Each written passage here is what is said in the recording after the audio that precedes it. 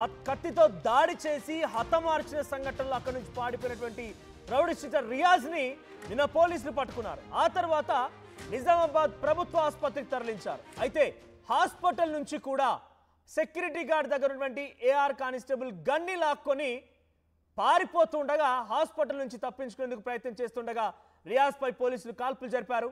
Nizamabad constable Pramod హత్య కేసులో నిందితుడిగా ఉన్నటువంటి రియాజ్ నిన్న పోలీసులకు పట్టుబడడం, ఆ తర్వాత హాస్పిటల్కి తీసుకెళ్ళడం. హాస్పిటల్లో ఆయనకి సెక్యూరిటీగా ఉన్నటువంటి ఏఆర్ కానిస్టేబుల్ గన్ లాక్కొని పారిపోతుండగా పోలీసులు ఎన్కౌంటర్ చేసి హతమార్చారు.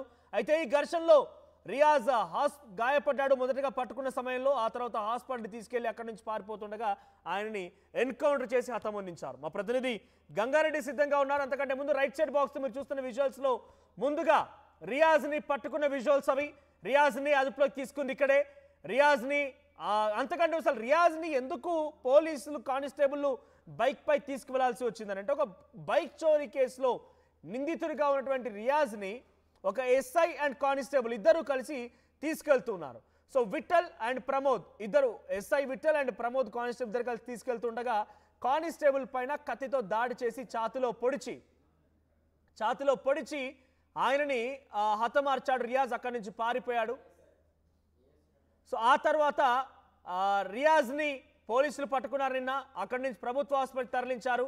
ఆసుపత్రి నుంచి కూడా పారిపోయేందుకు ప్రయత్నం చేస్తుండగా పోలీసు ఎన్కౌంటర్ చేశారు. మా ప్రతినిధి గంగారెడ్డి సిద్ధంగా ఉన్నారు. గంగారెడ్డి, రియాజ్ ఎన్కౌంటర్ పైన అప్డేట్స్ ఏంటి? మనోజ్, ఏదైతే కానిస్టేబుల్ ప్రమోద్ హత్య కేసులో నిందితుడిగా ఉన్న రియాజ్ ను నిన్న ఎట్టకేలకు పోలీసులు పట్టుకున్నారు. నిన్న మధ్యాహ్నం 3 గంటల ప్రాంతంలో పట్టుకొని అతను అక్కడనే ఎన్కౌంటర్ చేయాల్సింది. ఎందుకంటే అక్కడ సోషల్ మీడియాలో అతను పట్టుకున్న వీడియో వైరల్ కావడంతో నిన్న ఎన్కౌంటర్ చేయడం వీలు కాలేదు పోలీసులకు. డీజీపీ కార్యాలయం నుంచి కూడా ఆదేశాలు పోలీసులకు అందినట్లు సమాచారం. నిన్న ఎన్కౌంటర్ చేయాల్సి మిస్ అయ్యాడు. ఆ క్రమంలో పోలీసులు అతన్ని పట్టుకున్న క్రమంలో భారీగా గాయాలైన నేపథ్యంలో అతన్ని జిల్లా జనరల్ ఆసుపత్రిలో చికిత్స అందిస్తున్నారు. నిన్న మధ్యాహ్నం 3 గంటల నుంచి ఈ రోజు వరకు కూడా, ఉదయం వరకు కూడా అతను బాగానే ఉన్నాడు. ఆ ఉదయం ఏదైతే అక్కడ సెక్యూరిటీగా ఉన్న 10 మంది పోలీసులు ఉన్నారో అక్కడ లోపల రియాజ్ రూమ్ లో ఏదైతే 4 అంతస్తుల మేడలో 407 గదిలో రియాజ్ ను చికిత్స అందిస్తున్నారు పోలీసులు. ఆ రూమ్ లో ఉన్న ఏఆర్ కానిస్టేబుల్ కి సంబంధించిన గన్ను ఒక్కసారి తీసుకొని పారిపోతుండగా పోలీసులు అతన్ని షూట్ చేశారు, ఎన్కౌంటర్ చేశారు. ఏదేమైనప్పటికీ కూడా రియాజ్ ను నిన్ననే చంపేది పోలీసులు. కానీ ఎట్టకేలకు ఆసుపత్రిలో చికిత్స పొందుతూ మృతి చెందినట్లు పోలీసులు నిర్ధారించే దిశగా ప్రయత్నాలు జరిగాయి. ఇదంతటి కూడా అతను హాస్పిటల్ నుండి పారిపోతుండగా ఈ ఘటన జరిగింది. అతన్ని ఎన్కౌంటర్ చేశారు పోలీసులు. ఏదేమైనప్పటికీ కూడా ఏదైతే కానిస్టేబుల్ ప్రమోద్ సిసిఎస్ లో పనిచేస్తున్న కానిస్టేబుల్ ప్రమోద్ రియాజ్ పైన 30కి పైగా కేసులున్నాయి. ఆయన వయసు చూస్తూ ఉంటే యాజ్ పర్ మై నాలెడ్జ్ నేను కొన్ని వార్తల్లో చదివినట్టుగా 25 ఏళ్ల వయసు ఉంది. 25 ఏళ్ల వయసులో 30 కేసులు, ఇన్ని నేరారోపణలు, ఇన్నిసార్లు హత్యా ప్రయత్నాలు చేయడాలు, తర్వాత ఇప్పుడు ఎట్టకేలకి ఆయన తన భవిష్యత్తును కోల్పోవడాలు. ఏంటి రియాజ్ నేర ప్రవృత్తి ఎలా పెరిగింది?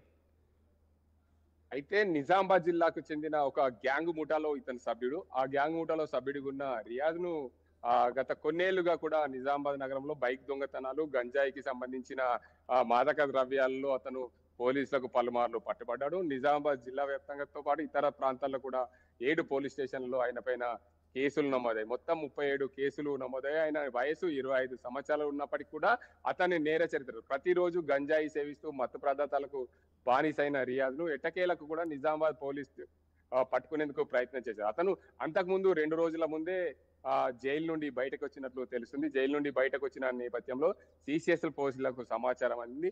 సిసిఎస్ పోలీసులు ఒక ముఠాగా వెళ్ళి ఎవరైతే చనిపోయిన హత్యకు గురైన కానిస్టేబుల్ ప్రమోద్ కు అతను ఫోన్ చేస్తే వస్తాడన్న నేపథ్యంలో హైదరాబాద్ లో డ్యూటీ ముగించుకొని వచ్చినప్పటికీ కూడా ఆయనని మళ్ళీ డ్యూటీలో ఆన్సర్ చేయాలని చెప్పి ఉన్నతాధికారులు చెప్పడంతో రియాజ్ కోసం అతను బైక్ పై వెళ్ళాడు. ఆయనతో పాటు ప్రైవేట్ వ్యక్తి వాళ్ళ అల్లుడు చెప్తున్నారు. అతను వెళ్ళడం వల్ల ఆయనతో పాటు 2 ఎస్ఐలు వెళ్ళడం, దాంతో పాటు బైక్ పై రియాజ్, అదేవిధంగా అతని అల్లుడు కానిస్టేబుల్ ప్రమోద్ ముగ్గురు కూడా నిజామాబాద్ నగరంలోని పూలాంగ్ ప్రాంతం వద్ద తీసుకురావడంతో ఒక్కసారిగా రియాజ్ బైక్ పై దుంకే ప్రయత్నం చేశాడు మొన్న శుక్రవారం రోజు. అయితే దుంకే ప్రయత్నం చేస్తున్న నేపథ్యంలో వెనుకనున్న వ్యక్తి గట్టిగా పట్టుకోవడం, దుంకకుండా పోలీస్ స్టేషన్ వరకు ఎలాగైనా తీసుకెళ్లాలన్న నేపథ్యంలో ఈ ఘటన జరిగింది. ఎందుకంటే ఆ పూలాంగ్ నుండి వినాయక్ నగర్ ప్రాంతానికి వచ్చేసరికి 1 కిలోమీటర్ ఉంటుంది. ఇంకో 1 కిలోమీటర్ వెళ్తే నిజామాబాద్ 4వ టౌన్ పోలీస్ స్టేషన్ ఉంటుంది. అక్కడికి తీసుకెళ్లే ప్రయత్నం అయితే జరిగింది. అక్కడికి వెళ్లే లోపే రియాజ్ తన దగ్గరున్న కత్తితో